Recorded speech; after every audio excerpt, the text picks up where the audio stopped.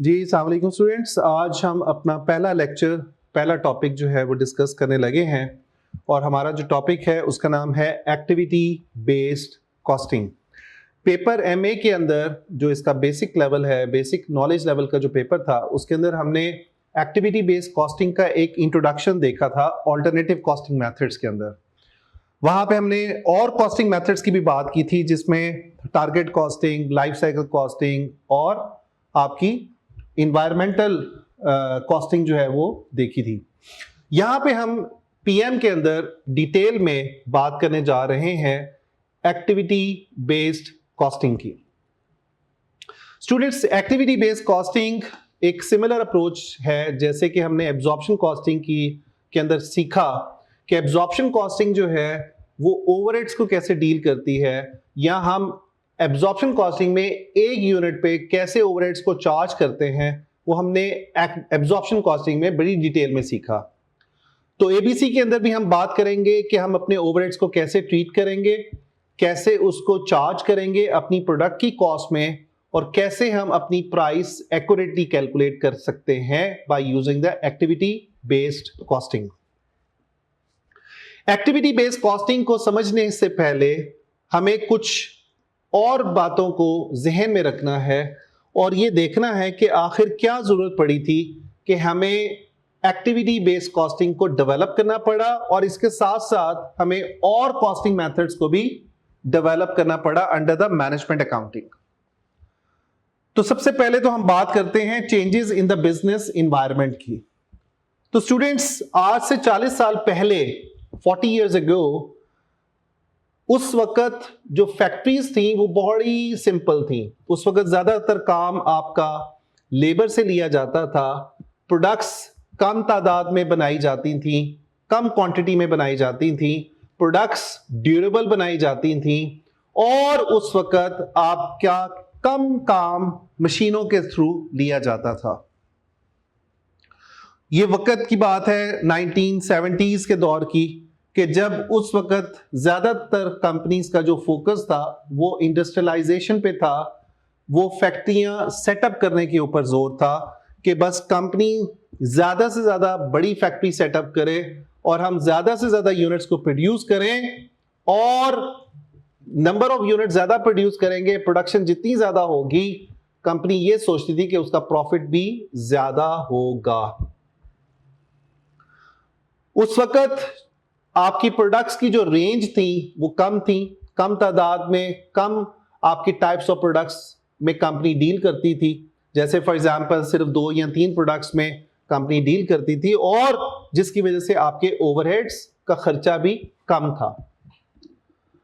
अब जो जो वक्त चेंज हुआ तो आपका इन्वायरमेंट भी चेंज हुआ, चेंजेस आई इन्वायरमेंट के अंदर, और बिजनेस को करने का तरीका भी चेंज हुआ। वो चेंजेस क्या थी? जैसे कि ग्लोबलाइजेशन आई। ग्लोबलाइजेशन में क्या हुआ कि पहले कंपनीज अपनी बाउंड्री में रहते हुए प्रोडक्शन करती थी, लेकिन दौर आया इंटरनेशनलाइजेशन का, ग्लोबलाइजेशन का, तो कंपनीज ने ये सोचा कि क्यों ना हम अपनी फैक्ट्रीज अपने मुल्क से बाहर भी सेटअप करें। अब जब कंपनीज अपने मुल्क से बाहर गई तो उससे क्या हुआ? कंपटीशन भी ग्लोबली बढ़ा। तो कंपटीशन बढ़ा तो क्या हुआ?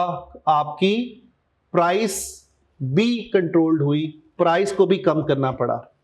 तो पहला चेंज जो हमें देखने को मिला in the modern business environment वो था कंपटीशन का और ग्लोबलाइजेशन का।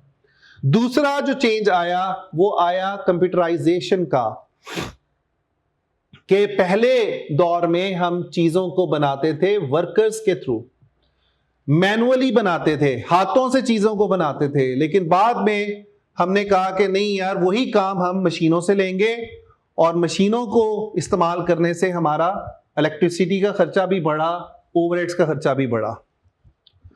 और कंप्यूटराइजेशन के अंदर हमने क्या कहा कि यार हम रोबोटिक हैंड से चीजों को बनाएंगे, और उससे पहले जो है वो हम अपनी प्रॉपर प्रोडक्शन प्लानिंग भी करेंगे और ऑटोमेशन की तरफ जाएंगे। तो जिसकी वजह से हमारा ये चेंज भी देखने को मिला मॉडर्न बिजनेस इन्वायरमेंट के अंदर।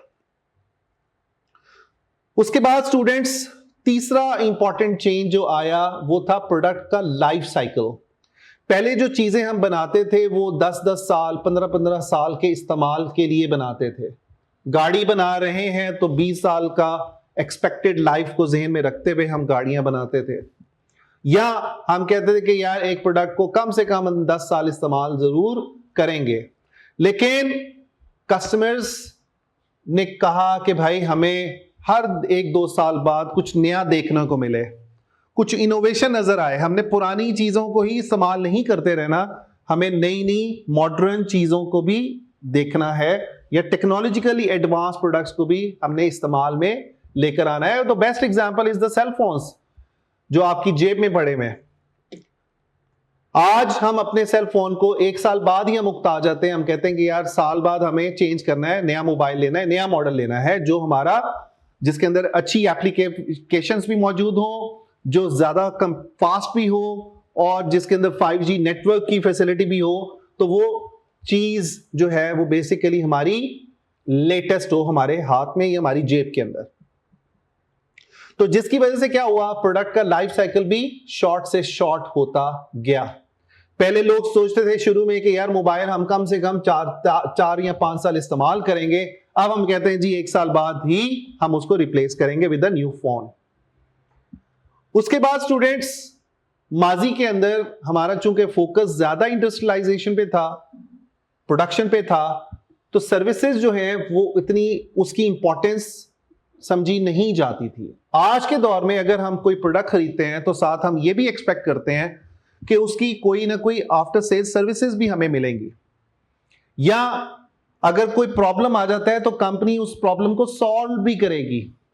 जैसे अगर मैं एयर कंडीशन खरीदता हूं और अगर मैंने इसको इंस्टॉल करवाना है तो कंपनी मुझे फ्री इंस्टॉलेशन भी देगी। अब इसकी वजह से क्या हुआ कि सर्विसेज सेक्टर या सर्विसेज इंडस्ट्री ग्रो की। माजी के अंदर 40-50 साल पहले इस चीज को हमने रियलाइज नहीं किया था। हम कहते थे कि बस ठीक है यार, हमारी जिम्मेदारी सिर्फ प्रोडक्ट को बनाने की हद तक है, बाद में क्या होता है that is none of our business. लेकिन बाद में रियलाइज किया गया कि नहीं यार, आफ्टर सेल सर्विसेज भी होनी चाहिए। आपको कुछ जिम्मेदारी कस्टमर को चीज को भेजने के बाद भी महसूस करनी चाहिए। यही सिर्फ नहीं है कि आप प्रोडक्ट को बना के अपनी जान छुड़वा लें। तो सर्विसेज इंडस्ट्रीज ने भी साथ ग्रो किया with the new changes in the business environment. उसके बाद स्टूडेंट एक और मेजर चेंज जो आया that was in the form of business combinations. Companies ने एक दूसरे के साथ मर्ज करना शुरू किया। 2 डिफरेंट बिजनेसेस ने ये सोचा कि क्यों ना हम मिलजुल के काम करें, हम दोनों ही कामयाब होंगे, हम दोनों ही ग्रो करेंगे। तो कंपनीज ने एक दूसरे के साथ क्या किया, अलायंसेस की, पार्टनरशिप्स की, और इसका फायदा यह हुआ कि दोनों ही बिजनेस ग्रो किए। तो कंपनीज के कॉम्बिनेशंस, बिजनेस कॉम्बिनेशंस आए। कंपनीज ने रियलाइज किया कि मिलजुल के काम करने में ही बेहतरी है। जैसे कि फॉर एग्जांपल एयरलाइन कंपनीज और होटल इंडस्ट्रीज ने आपस में कोलैबोरेट किया, आपस में अलायंस किया, और जिसकी वजह से दोनों को ही फायदा हुआ। तो बिजनेस कॉम्बिनेशंस, एक्विजिशंस भी हुई। एक्विजिशंस में क्या हुआ कि आपकी कंपनी से एक कंपनी ने दूसरी कंपनी को एक्वायर किया, और उसके साथ साथ उसको टेकअप करने के बाद उसको मैनेज भी किया। तो business combination was also the resultant of the business changes. Change in the structure of the business, जैसे मैंने शुरू में आपको बताई बात कि पहले कंपनीज अपने ही मुल्क में काम करती थी, अपनी ही बाउंड्रीज में रहते हुए प्रोडक्शन करती थी, लेकिन बाद में रियलाइज किया गया कि क्यों ना हम बाहर निकलें। जैसे कि पहले हम खुद चीज़ों को बनाते थे, लेकिन बाद में डिसाइड किया कि नहीं यार, हमें आउटसोर्स भी करना चाहिए। जहां से हमें चीज कम कीमत पे मिलेगी, अच्छी क्वालिटी में मिलेगी, तो हम वहां से उसको खरीदेंगे। अब इसकी वजह से आपको बड़े बड़े टॉल स्ट्रक्चर्स या कॉम्प्लेक्स स्ट्रक्चर्स से जान छुड़वा के आप सिंपल स्ट्रक्चर पे आए, आप मैट्रिक स्ट्रक्चर को फॉलो किया, और आप अपने बिजनेस को पूरी दुनिया में लेके गए ताकि आप अपने स्ट्रक्चर को सिंप्लीफाई कर सके। So these were the major business changes. इसके अलावा और बहुत सारी चेंजेस जो हैं वो इन 40-50 सालों में हमें नजर आनी शुरू हुई, और जिसकी वजह से ये रियलाइज किया गया कि जो हमारी ट्रेडिशनल मैनेजमेंट अकाउंटिंग की टेक्निक्स हैं या ट्रेडिशनल कॉस्ट अकाउंटिंग की जो टेक्निक्स हैं जो हम पहले पढ़ चुके हैं बेसिक पेपर्स में, जैसे कि एब्जॉर्प्शन कॉस्टिंग हो गया, मार्जिनल कॉस्टिंग हो गई, इसी तरह सर्विस कॉस्टिंग, प्रोसेस कॉस्टिंग, और जितनी भी कॉस्टिंग टेक्निक्स हम पहले पढ़ के आए हैं, अब वो इस मॉडर्न बिजनेस एनवायरनमेंट में वैलिड कुछ हद तक हैं। लेकिन हमें क्या करना है, हमें नई टेक्निक्स के ऊपर काम करना है।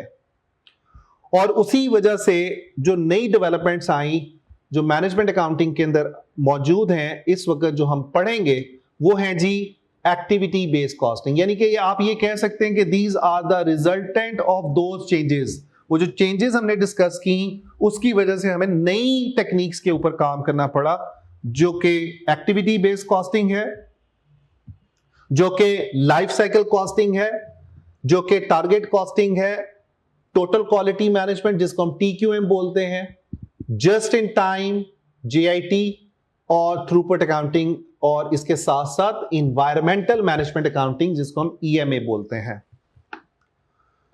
तो हमारी जो कॉस्टिंग टेक्निक्स आई, ये जो 4-5 हमने मेन कॉस्टिंग टेक्निक्स की बात की, वो कॉस्टिंग टेक्निक्स जो हैं बेसिकली वो आपको हेल्प आउट करती हैं नई सोच के लिए, नई सोच में कि हमने कॉस्ट को कैसे कैलकुलेट करना है या कॉस्ट को कैसे कंप्यूट करना है, और हम कंपटीशन के अंदर कैसे सक्सेसफुल हो सकते हैं बाय रिड्यूसिंग आवर कॉस्ट। तो मैनेजमेंट अकाउंटेंट ने कहा कि भाई हमें नए तरीके भी ढूंढने हैं, नई सोच के साथ ढूंढने हैं, जिसकी वजह से हमें ओवरऑल कॉस्ट को कम करना पड़ेगा। और ये जो टेक्निक्स हैं these are going to help you in achieving this target. उसके बाद स्टूडेंट्स हम बात करते हैं कुछ प्रॉब्लम्स की या डेफिशिएंसीज की of absorption costing. Students, absorption costing सबसे पहले तो आप समझ लें कि जब 1970s और 80s का वक्त था, उस वक्त कंपनीज, जैसे मैंने आपको बताया कि कंपनीज का सिर्फ फोकस लिमिटेड प्रोडक्ट्स की रेंज के ऊपर था, यानी कि कंपनी सिर्फ 1 या 2 प्रोडक्ट्स बनाती थी। और अगर हम आज के दौर के साथ उसको कंपेयर करें तो आज तो हमारे पास मल्टीपल प्रोडक्ट्स हैं। अगर हम सिंपली नेस्ले की एग्जांपल लें तो बहुत सारी प्रोडक्ट्स हैं नेस्ले के पोर्टफोलियो के अंदर।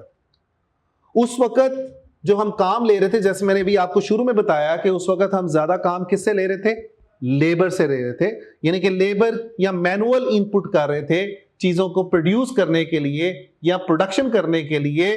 तो लिहाजा उस वक्त के टाइम पे हमारे जो ओवरहेड्स थे उसकी अमाउंट भी थोड़ी थी, और उस वक्त जो हम ओवरहेड्स चार्ज कर रहे थे, चूंकि काम हम लेबर से ले रहे थे, तो हमें ओवरहेड्स को जो चार्ज कर रहे थे वो भी किस बेसिस पे कर रहे थे, लेबर आवर्स की बेस पे कर रहे थे।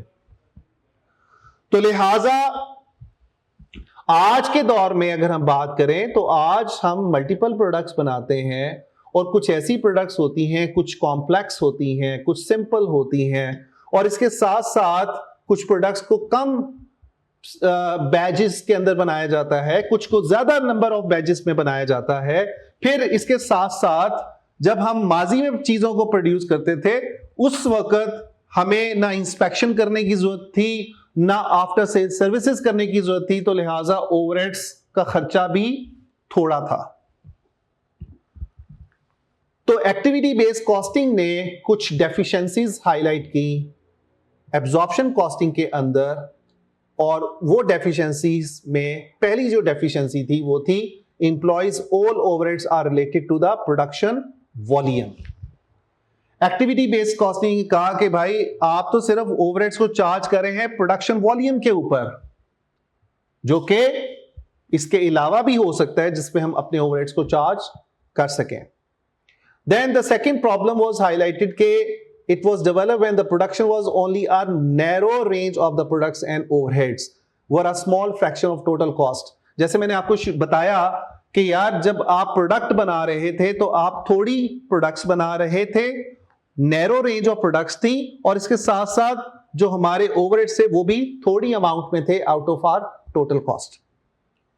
देन तीसरा प्रॉब्लम जो मेजरली उसने हाईलाइट किया एबीसी ने, it tends to allocate too great a proportion of the overheads to the larger products. जो बड़ी चीजें थी उसको हम ओवरहेड्स ज्यादा चार्ज करते थे, और जो छोटी प्रोडक्ट्स थी उसको हम ओवरहेड्स कम चार्ज करते थे, और इसको भी एबीसी ने गलत करार दिया। देन जो आखिरी प्रॉब्लम हाईलाइट हुआ वो था ओवर प्रोडक्शन का, इसलिए कि कंपनीज का फोकस किस पे था, ज्यादा से ज्यादा प्रोडक्शन करो, ज्यादा प्रोडक्शन करने से ही हमें ज्यादा प्रॉफिट्स होंगे। लेकिन व्हाट अबाउट कि यार आपका वेस्टेज भी तो हो सकता है, आपका कोई मटेरियल ऑब्सोलीट भी तो हो सकता है, आपकी इन्वेंट्री ऑब्सोलीट हो सकती है, और उसकी वजह से अल्टीमेटली क्या होगा, आपके प्रॉफिट्स कॉम्प्रोमाइज होंगे। तो ये जो इश्यूज हैं ये हाईलाइट किए गए एबीसी के थ्रू एब्जॉर्प्शन कॉस्टिंग के अंदर। नाउ स्टूडेंट्स हम बात करते हैं एबीसी की। एबीसी क्या है?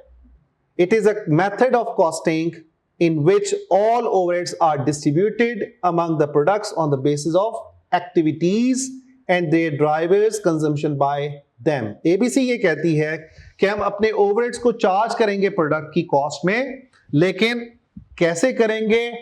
ड्राइवर्स की बेस पे करेंगे। अब ड्राइवर्स क्या है? Basically drivers are the activities और द फैक्टर्स जो आपकी कॉस्ट को ट्रिगर करेंगे। ऐसे फैक्टर्स को हम क्या करते हैं? ऐसे फैक्टर्स को हम क्या बोलते हैं? कॉस्ट ड्राइवर्स बोलते हैं। तो हम यहां पे सीखेंगे एबीसी के अंदर कि हम अपने ओवरहेड्स को प्रोडक्ट में कैसे चार्ज करेंगे based on the usages of the activities. पिछली डिस्कशन में एब्जॉर्प्शन कॉस्टिंग में हमने बात की कि हम अपने ओवरहेड्स को चार्ज करेंगे प्रोडक्शन के ऊपर। यहां पे हम एक्टिविटी बेस्ड कॉस्टिंग में कह रहे हैं कि नहीं, हम अपने ओवरहेड्स को जो चार्ज करेंगे on the basis of activities करेंगे, या हम ये देखेंगे कि एक प्रोडक्ट को बनाने में हमारी कितनी एक्टिविटीज लगेंगी, जितनी एक्टिविटीज लगेंगी उससे रिलेटेड जो भी खर्चा होगा वो हम सारा चार्ज करेंगे अपनी प्रोडक्ट की कॉस्ट में। So this is the simple definition of activity based costing. अब इसका और एबीसी एब्जॉर्प्शन कॉस्टिंग का हम फर्क देखते हैं और लर्न करते हैं कि कहां पे मेजर डिफरेंस आता है। वो कहता है the fundamental difference between the ABC and traditional costing is that the traditional method uses a single measure of activity. हम अपने ओवरहेड्स को किस बेसिस पे चार्ज करते हैं? सिंगल एक्टिविटी पे। अब एक्टिविटी उस वक्त क्या थी? Labour hours. हम ज्यादा काम किससे लेते थे? लेबर से लेते थे। तो लिहाजा जो लेबर है उसको यूज करते हुए हम अपने ओवरहेड्स को चार्ज करते थे। अगर लेबर आवर्स नहीं है तो मशीन आवर्स की बेस पे चार्ज कर लेते थे। और अगर आपको याद हो एब्जॉर्प्शन कॉस्टिंग में स्टूडेंट्स, तो हम सिर्फ एक रेट OAR कैलकुलेट करते थे और उसी रेट पे हम अपने ओवरहेड्स को चार्ज करते थे। ये इसी तरह ही है कि अगर आप एक बड़ी प्रोडक्ट भी बना रहे हैं और एक छोटी प्रोडक्ट भी बना रहे हैं तो आप एक ही रेट पे सारे प्रोडक्ट्स को ओवरहेड्स चार्ज करेंगे। It means what? It means कि आप एक ही थर्मामीटर है, फॉर एग्जांपल, आप उसी से अपना बॉडी का टेम्परेचर भी मेजर कर रहे हैं और उसी से आप रूम टेम्परेचर भी मेजर करते हैं और उसी से आप बाकी टेम्परेचर भी मेजर करते हैं। सो इट मींस कि there is only one parameter, there is only one activity जिसकी बेस पे आप अपने खर्चों को चार्ज कर रहे हैं अपनी प्रोडक्ट को। लेकिन एबीसी अप्रोच ये कहती है, ABC approach recognise that the cost are generated by many different activities, not just a single activity. यानी कि हम अपने ओवरहेड्स को चार्ज करेंगे डिफरेंट एक्टिविटीज पे। अब देखें, अगर आप एक प्रोडक्ट बनाते हैं, उसको बनाने के लिए आपको क्या करना पड़ता है? इंस्पेक्शंस भी करनी पड़ती हैं। प्रोडक्ट बनाई, उसको चेक करना है कि क्या डिफेक्ट तो नहीं रह गया। आज के दौर में इंस्पेक्शंस करनी पड़ रही हैं। आज के दौर में आपको एक्टिविटी करनी पड़ रही है जैसे कि टेस्टिंग है, उसको भी आपने क्या करना है, वो भी एक्टिविटी है। इसके अलावा आपने प्रोडक्शन करनी है, वो भी एक्टिविटी है। आपने सेटअप करना है मशीन को, वो भी एक्टिविटी है। आपने क्वालिटी एश्योरेंस लेनी है, वो भी एक्टिविटी है। आपने मशीनों से काम लेना है, वो भी एक्टिविटी है। आपने लेबर से काम लेना है, वो भी एक्टिविटी है। तो एबीसी ये कहती है कि भाई प्रोडक्ट को बनाने में जितनी भी एक्टिविटीज लग रही हैं, आप उन सारी एक्टिविटी से रिलेटेड खर्चों को प्रोडक्ट की कॉस्ट में शामिल करेंगे। It means what? It means कि आप हर चीज को बनाने में, हर प्रोडक्ट को बनाने में जितनी भी एक्टिविटीज लगी और उसकी वजह से जो भी खर्चा हुआ वो सब आपने अपनी प्रोडक्ट को चार्ज करना है। जैसे कि आज अगर हम इस फोन को खरीदते हैं तो इस फोन के लिए हमने जो भी एक्टिविटीज परफॉर्म की, जैसे कि हमने इसके लिए असेंबलिंग की, इसके लिए पैकिंग की, इसके लिए डिस्पैचिंग की, इसके लिए ऑर्डर टेकिंग की, वो सारा का सारी एक्टिविटीज जो भी हमने की और उससे रिलेटेड जो हमारा खर्चा हुआ, हम सब खर्चा किसको डालेंगे? प्रोडक्ट की कॉस्ट में डालेंगे। इन अदर वर्ड्स, हम इसको एज अ फेयर बेसिस के तौर पे देखेंगे। इसको हम लॉजिकल अप्रोच के थ्रू और एक्यूरेटली हम अपनी कॉस्ट को एलोकेट करेंगे। किसको? प्रोडक्ट की कॉस्ट को। तो यहां पे एक ड्राइवर नहीं होगा, यहां पे एक रेट नहीं होगा जिसकी बेस पे आप सारी प्रोडक्ट्स को चार्ज करें अपने ओवरहेड्स। अब इसी डिफरेंस को हम यहां पे डायग्रामेटिकली स्टूडेंट्स देख सकते हैं कि कैसे हमारा मेजर डिफरेंस आता है एबीसी में और एब्जॉर्प्शन कॉस्टिंग के अंदर। तो आपको जो ऊपर वाली डायग्राम है उसमें स्टूडेंट्स ओवरहेड्स दिए गए हैं। ओवरहेड्स को हम क्या करते थे? हम अपने ओवरहेड्स को डिस्ट्रीब्यूट करते थे कॉस्ट सेंटर्स के अंदर। कॉस्ट सेंटर्स के अंदर डिस्ट्रीब्यूट करने के बाद हम रेट कैलकुलेट करते थे और वो जो रेट था वो हमें बताता था कि आपने किस रेट पे अपने ओवरहेड्स को चार्ज करना है अपनी प्रोडक्ट की कॉस्ट में। अब ओवरहेड्स को कैसे डिस्ट्रीब्यूट करते थे हम कॉस्ट सेंटर्स में, उसके लिए हमने एक स्टेज लर्न की थी जिसके अंदर हमने एलोकेशन सीखी थी। एलोकेशन करते हैं, उसके बाद हम अपोर्शनमेंट करते हैं और उसके बाद हम री अपोर्शनमेंट करते हैं।